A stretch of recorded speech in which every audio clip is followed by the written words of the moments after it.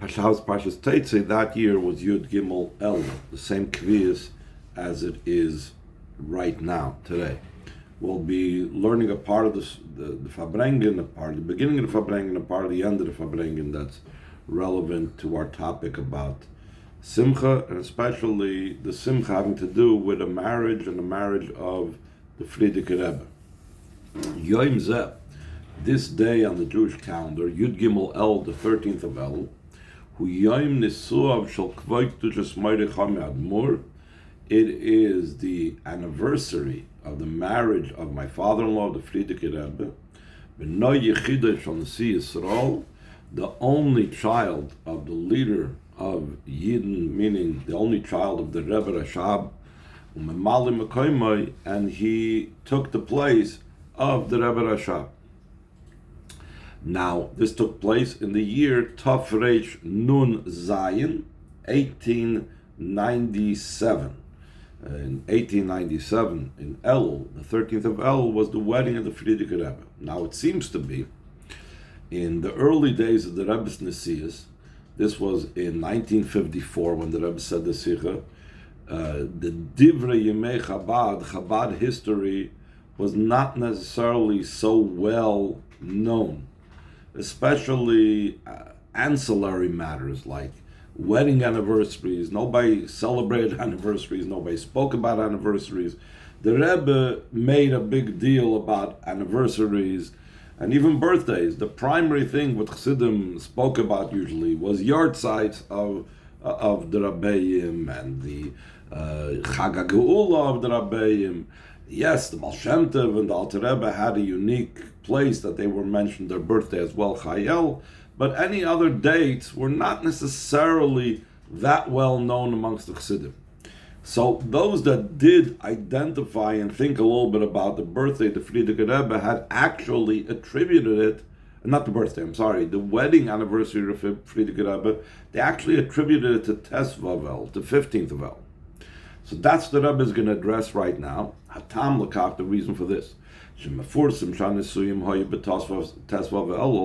The fact that it was well known that the marriage of the Frierdiker Rebbe was on the 15th of Elul was not because that was when it took place, rather the meal and the celebration took place on the 15th of Elul. How come? Isn't that strange? So the Rebbe says like that. Because in that year, in Taf Reish Nun Zayin, 1897, the 13th of El came out on a Friday. On a Friday, it's very difficult to sit down to a big wedding meal, and it was actually it was often actually customary to make a wedding on a Friday. We actually had one of our Choshev people in Los Angeles did that, and the actual wedding meal is the Friday night meal was like a big meal for a whole community. But still in all, you have a wedding of someone that's the only child of the Rebbe Rashab, so there was no big tumult possible to be done on the actual day of the wedding, which was a Friday. Therefore, when did they actually make the big wedding celebration and party? On the first day of the next week, on Sunday, which is the 15th of El. And that was actually, as a side point, that was when the Rebbe Rashab established, in the middle of Sheva Brachas, he established Yeshivas Tomchei Temimim, and he placed his son, the Frierdiker Rebbe, who had just gotten married, to be the menahel of it. He would be the director of Tomchei Temimim, and the actual yeshiva, the beginning of the semester in yeshiva, was 3 days after Tesvav El on Chayel. But the wedding itself was on the 13th of El. Interestingly, also, the 11th of El was also the Chasana date of the Rebbe Rashab, the Frierdiker Rebbe's father. So therefore, the Rebbe says, in those days, in 1954, in Tafshin Yud Aleph, it's usually associated in people's mind the wedding of the Frierdiker Rebbe the 15th of El, though it actually took place on the 13th of El. That's really a parenthetical point. In general, marriage is a big deal. It's a general thing. It's not like a minor thing. I say a Perek Tillim in the middle of the day. It's a big part of a person's life, and it's a big part of a person's Yiddishkeit. And that is even if it's an individual. How much more so when we're talking about the marriage of the only child of the Rebbe Rashab and the one who took his place, meaning that it's the marriage of a very important individual. The Hainu Nisuyin Shal Ish Klali, it's the marriage of a very general person, a person that has great significance. So surely it is a very general and all-encompassing thing. Inyan klali shall ish klali. It's a general matter of a general person, meaning it's a big deal by a big person. So therefore, it's definitely something that has great importance, value, and impact. Kidul kaman, as we will say further on. Hatam lakach shenisuim meaning klali. So now the Rebbe explains what is the reason. Mean like a communal person? It's also communal, but it also means general and big. So the idea of marriage in general, the reason why marriage in general is considered a very big deal, will be understood based on what it says in the Zohar, that in truth, in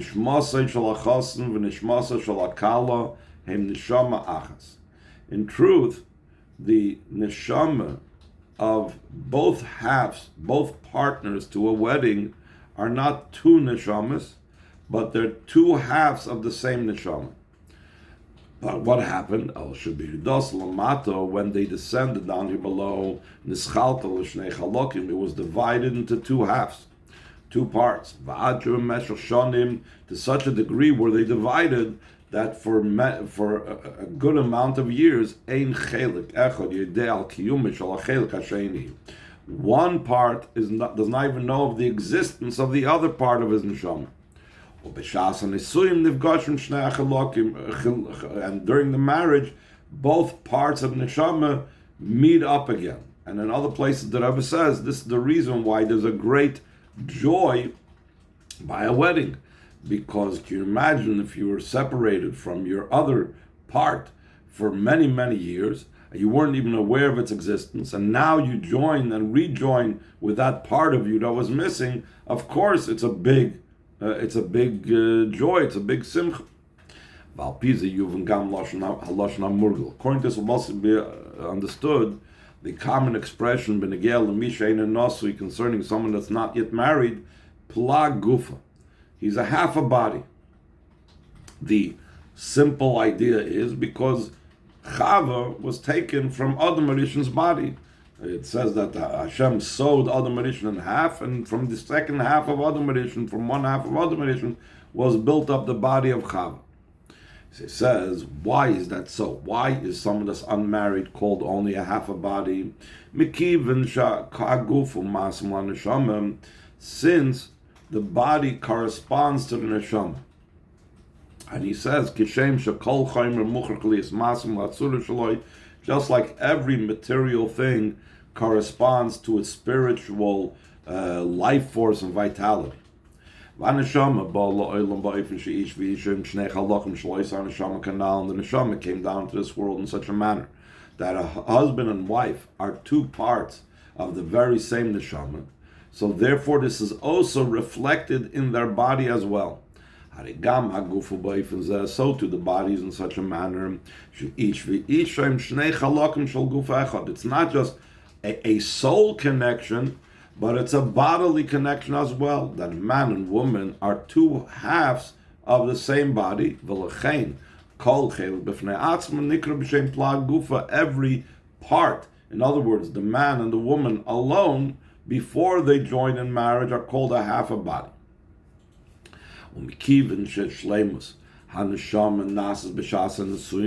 Since the completion and perfection of the neshama occurs during the marriage, because prior to marriage the person is only a half, Dahainu shenishmasai eina b'shleimus adayin, his neshama is still incomplete. Harikeinu gam b'avidasai. So too, it pertains also to the person's service. Shekoida manisuyin ein avidasi yichoylo liyis b'shleimus. Prior to a person's marriage, it's impossible for his service of Hashem to be complete and whole, because Shadei Ein Badayin Shleimus HaNeshama, because he still does not have the wholeness and completion of his neshama. V'rak b'shasa nishsuim, only when he's married, shenasis etzlei Shleimus HaNeshama, that the person has his neshama complete. Yichoy la'avidos liyis b'shleimus, so then his avodah can be complete as well, because he is a complete person. Now he can do a complete avodah. This is in a way similar to what we've had in other shiurim, that the ultimate perfection of mitzvahs will be when Mashiach comes. Why will the ultimate perfection, the fulfillment of mitzvahs will be when Mashiach comes? Because then the world and the objects with which I will fulfill the mitzvahs will be perfect. The person fulfilling the mitzvahs will be perfect. And the same thing with everything pertaining to the mitzvah and its fulfillment will be perfect. So the more perfect I am, the more my avodah can be perfect. And what makes me in a state of perfection? When I am whole. And wholeness comes when I'm together with my other half, with the other half of my neshama and the other half of my body. Now, the Rebbe takes all of this to explain the top of the next page. That is why marriage is such a general and all-encompassing part of a person's life. It's not just, okay, it's another mitzvah. We have 613 mitzvahs. One of the mitzvahs is marriage. It's one of the many things that a yid does throughout a lifetime. No, this is a very core thing. Mela movement for this is understood. That marriage is a general idea by a person. Because in the idea of marriage is dependent his service to Hashem. So in other words, the Rebbe is like bringing an important idea to the fore over here. How every part of my existence is supposed to impact my service of Hashem, and it's supposed to impact it, obviously, in a positive way. Things that I take for granted.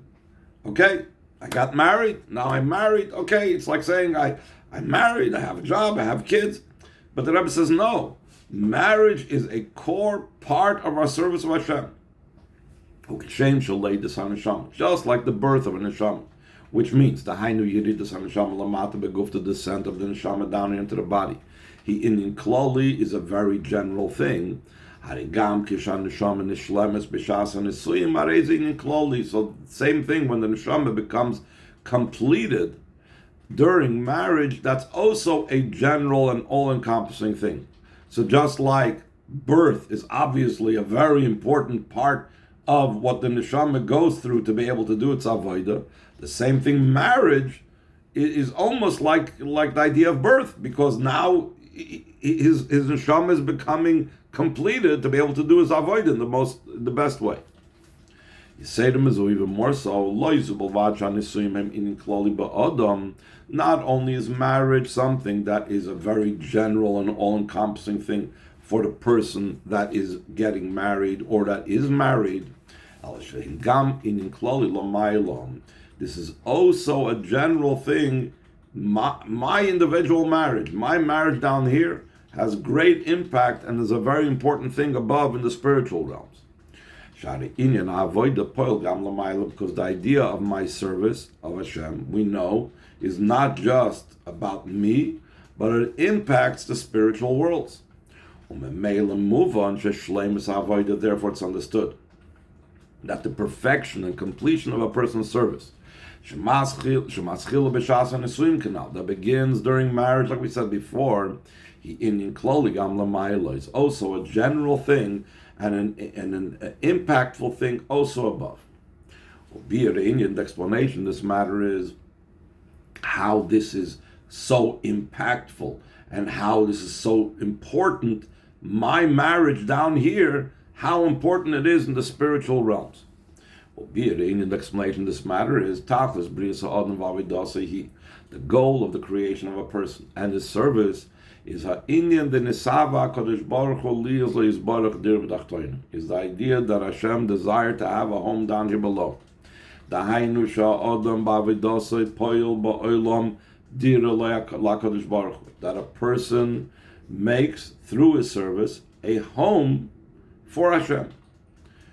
Pirush dirahu, what is the idea of making a home? So the way to understand what the idea of making a home for Hashem is by understanding the literal idea, the simple idea of when we talk about our home. Is similar to the idea of a home down here below, in a home of a human being. We know that a person's home adds to the person, gives him more. What does it mean it adds to the person? So the Rebbe brings the Maimer Chazal, Dira noe marchiva daita shalodam. A nice home broadens a person's mind, opens a person's mind, makes him feel comfortable, makes his mind clearer and more open. So too, metaphorically speaking, it's above by Hashem. Through the avoid of Yidden becomes a home for the Eibishter. It comes down. A new light, a new revelation. Higher than the light that was in the spiritual realms.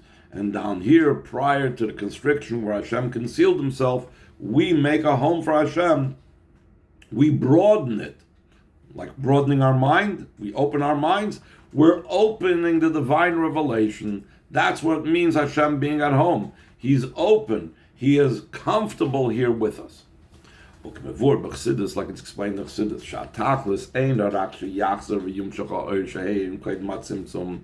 the goal of creation is not that it should just return and be brought down the light that illuminated and was shining before the Tzimtzum. Chassidus Kabbalah explains that to Hashem, when he had to create the world, he had to constrict and set all of his powerful light on the side, and he created like an empty space to allow for us to be created, and then he drew down a very narrow, thin band of light to give us our energy and our life force.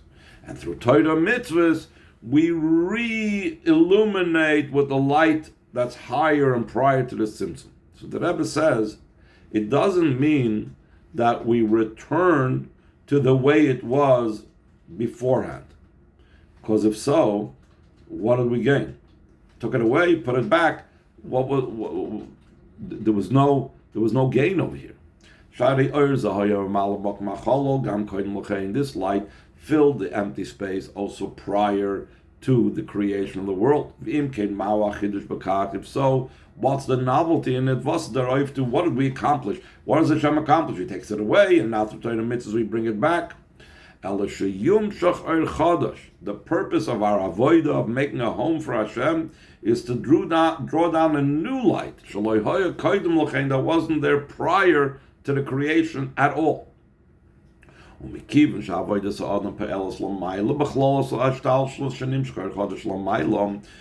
the service of a person in Torah mitzvahs affects above in the general chain order of descent of the world, that it comes down a new light above, the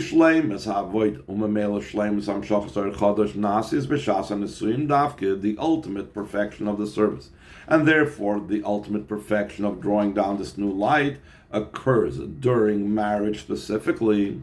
So it's understood that the idea of marriage is a very general and big deal. Not just for the person, also above, because he's causing a perfection and a completion in this drawing down of a new light. This is all when we're talking about a private individual. All the above is also concerning the marriage of an individual person, a private person, a person that doesn't have necessarily an open impact and direct connection with the whole Klal Yisrael. Halachas kama v'kama, how much more so kishemeduba b'nisuyim shel ish kloli nisi Yisrael, when we're speaking about the marriage of a general person, a leader amongst Yidden. Shazel bevadai inyan kloli b'yoser. Surely this is a general matter, a matter that impacts everyone. Hanegeya lechlolis ha'ishtalshul shel kol ha'dorish v'nesiya. It matters for the general chain order of descent of the entire generation that he is its leader. So the Rebbe goes on top of the third page, v'yiseirim mizu, even more so, nisuyim shel nisi Yisrael, the marriage of a leader amongst Yidden, hem inyan kloli. It's a general matter, loidak avuroi sedoir, not just for that generation, as he mentioned before, elagam avur kol hadoiris. It's a general matter that impacts all generations. How come? Isa b'tikunei zohar, al pasuk. It's brought down in the tikunei zohar on the pasuk that it says in Kehelas, doir hoylech v'doir ba. It says that a generation goes and a generation comes. The simple reading of the pasuk means one generation leaves, they pass on, and then the next generation comes along. But the Tikunei Zohar brings down a deeper explanation. Shapirish bazahu, the meaning of this pasuk is shedoir zeh shahoylech hu ador haba. This very generation that left, that is the very generation that came. What does that mean? It left. What's it mean it came? The very generation that was already once in this world is coming back again. Kedei, for what reason? To repair those matters that they were lacking prior to that. It says that the same generation that left Mitzrayim are the same generation that's now before the coming of Mashiach, and so on, because we need to finish what we didn't complete yet. V'nimtza comes out, a matter and a concept that matters and touches on a particular generation doesn't just impact and touch and involve that generation. It's a general thing for all generations. This is also the reason for the fact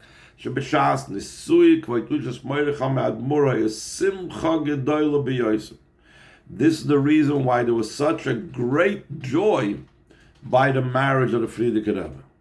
Of course, we mentioned before that any marriage is a time of joy because you have the two halves of neshama that were many years, tens of years, they were separated from each other, and now they finally found each other. That itself is enough of a reason for joy.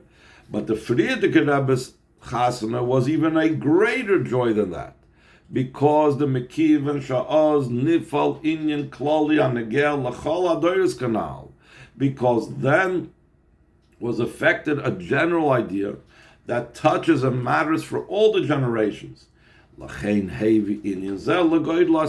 Therefore, since it impacted all the generations, so the marriage that the Frierdiker Rebbe brought to a great joy.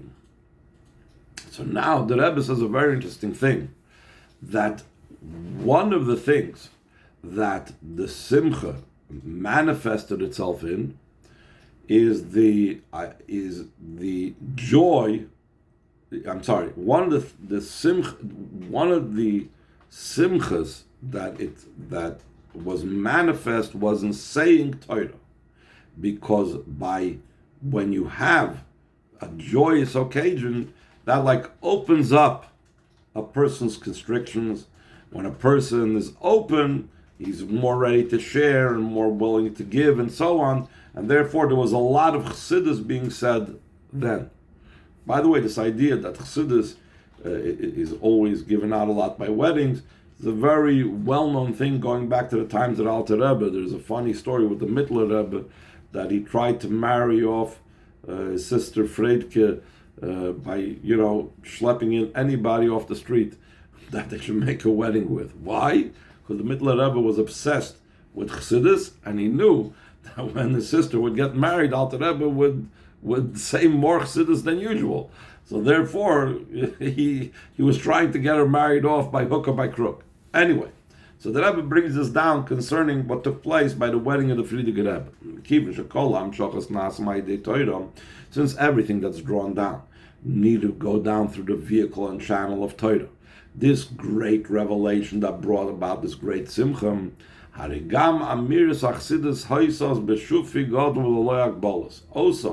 the chassidus that the Rebbe Rashab said during the wedding and the Sheva Brachas, there was like throughout the days of Sheva Brachas, the Rebbe Rashab was saying chassidus, which usually the Rebbe Rashab said Mamarim only on special occasions, on Shabbos and on Yom Tovim, but it wasn't like in the middle of the week that the Rebbe Rashab would say chassidus. Here he said it throughout the Sheva Brachas, he said chassidus.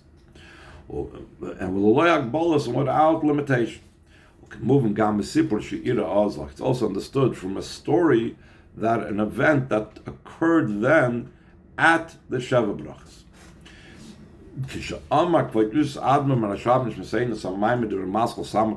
When the Rebbe Rashab said the Maimer known as Samach to Samach is put together, it's really one Maimer, but the Rebbe Rashab said it in parts over the different days of the Sheva Brachas. V'diber ba'inyan the Simcha Pirates gather. Over there, the Rebbe Rashab spoke about the topic and the idea that joy breaks through barriers, breaks through boundaries. Like the marshal that's often brought down in Chassidus is that a person that's marrying off their only child, especially if this child was born to them in their old age and they had given up hope on having children, and their only child is getting married, it's a time of a great joy for them. So even though ordinarily, for example, this person may be very introverted and doesn't really show much emotion and doesn't like speak or doesn't like hug people and kiss people, etc. But at a time of a wedding like that, such a great simcha, he breaks through all barriers and he's talking and he's jumping on the tables and he's dancing and he's hugging and kissing everyone and so on. Because that's the nature of joy. Joy breaks through barriers. So it says an interesting story. At the time when he was discussing that topic, he stopped. He stopped right in the middle of the topic. He stopped in the middle of saying the Maimer. And he said that the matter was became hidden from him. He arose from his place. He approached the place that the manuscript of the Maimer was laying at the time. At those times, the Rabbeim, again, this wasn't necessarily by all the Rabbeim. Many of the Rabbeim wrote the Maimarim first, and then they delivered it sometimes over time, like I said, on Shabbosim, on Yom Tovim, and so on. So the same thing with this series of this Maimer that the Rebbe Rashab said during the Sheva Brachas of his son, the Frierdiker Rebbe. He had written it up earlier, but he recited it from memory. In middle, he stopped. He went to wherever the manuscript that he had written up was laying there.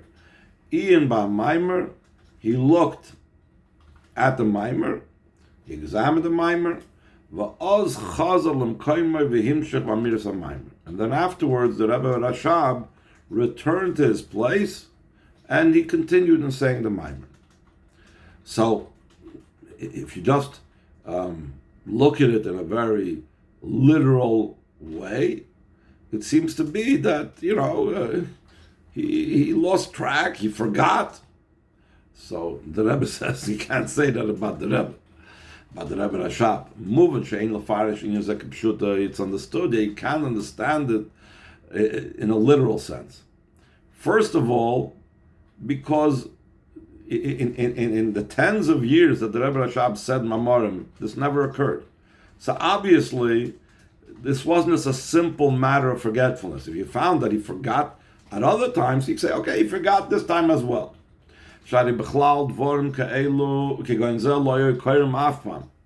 First of all, we never find that at any time the Rebbe Rashab said many, many Mamorim for many years, and it never happened that in the middle he said, this thing was Nis'alim and many, and he went and he had to go look it up. Never occurred. All of a sudden, here he had a memory loss that never followed, never was after, never before. How can you say then that that's what occurred? In addition to that, how is it even possible to say by a person of the Rebbe Rashab's holiness and so on that he's gonna lose track, he's gonna forget? It doesn't make any sense. The meaning of the words of the Rebbe Rashab, the idea became concealed. The thing became concealed, meaning it elevated back to its source. It became like absorbed in the depth and the highest, most concealed levels. This means to say, so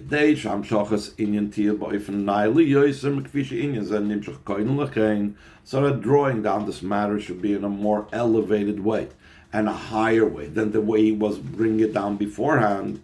So tzricha hamshacha liyos memokim gevoya biyoser, that you need to draw down all of this from a more higher place, hachal memkoide harishin, beginning from his first source. In other words, he wanted to draw down a deeper level, and to draw down that deeper level, he had to go picture it in its source. Similar to what we find when a person rests, his powers, his energy is not being manifest. What happens with his energy? His energy becomes elevated, and they go up to their source. Through that comes renewed powers. So too, it's in our topic that the matter became elevated and concealed to its source for a certain amount of time. Why? Because to bring it down from its source anew in a much more powerful and a much stronger way than earlier. And despite that seems to be a very positive thing. It wasn't a negative. Even such a positive thing that his powers rose up to get from a higher place. Like we said before, such things never occurred. We never had the Rebbe Rashab stop in Miller Maimer and say, I gotta go elevate. This only occurred during the marriage of my father-in-law, the Friedrich Rebbe. Because the marriage was a general, all-encompassing, impactful thing. Through them became the drawing down of a new light, like we said before. So therefore, because it drew down from such a high place, so the joy in the saying of Chassidus was without boundary. So this wasn't just, like the Rebbe says, these events are not just a one-time event that occurred in history over 100 years ago in 1897. According to what it's known, every matter that once occurred, when the same period, when the same date on the calendar comes around again, when the anniversary of that event comes again, so for sure it's going to happen again, all these things, especially when there are such events, meaning the Rebbe was making mention of the fact that certain Bachrim were getting married that week. So in other words, there's actual weddings taking place. So therefore, the Rebbe finished with a bracha that's Yitin Hashem Yisbarach, Hashem should give, that everybody should be blessed and have this great revelation from above, and so on and so forth. So we're going to skip over towards the end of the Sikha, of the Farbrengen,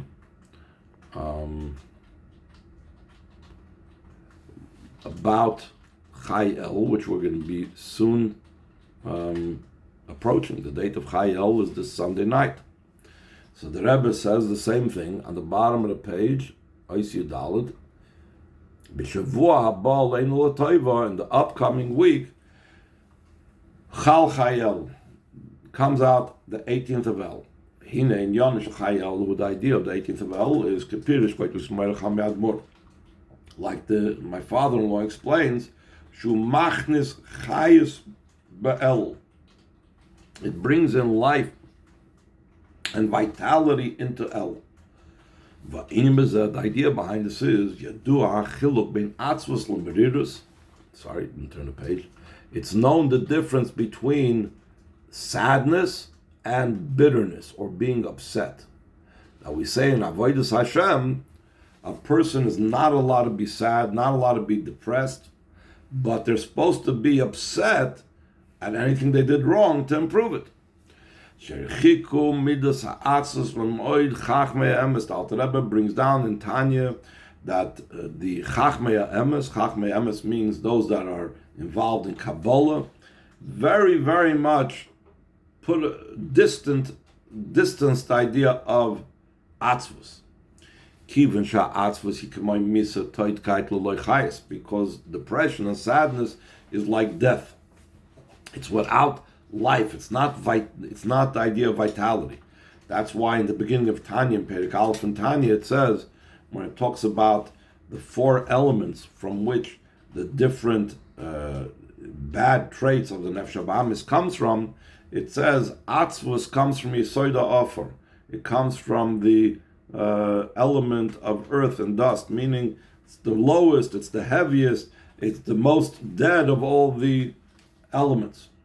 As opposed to being upset at what I did wrong, it's a desired thing in Avodas Hashem, because when a person's upset, he's not like just sitting in a depressed state and doesn't want to get up, doesn't want to move. It will push him on and it'll trigger him to do more, and because it has life and vitality. For this reason, also the service of tshuva of the month of Elul, that I would think I'm doing tshuva, I should be sad, I should be depressed. No, it has to be true. A person has to be upset at what they did wrong, but it has to be it has to be with life, and it has to be with joy. That is specifically the idea of Chai Elul. It's an empowerment. So the avoid of tshuva should be in a way of vitality, life, and joy. And with this empowerment, there are two details, two aspects, two components.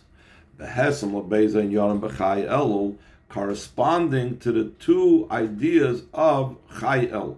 What are the two things of Chai El? We know that it's two birthdays on Chai El. One birthday is the birthday of the Baal Shem Tov, and one is the birthday of the Alter Rebbe.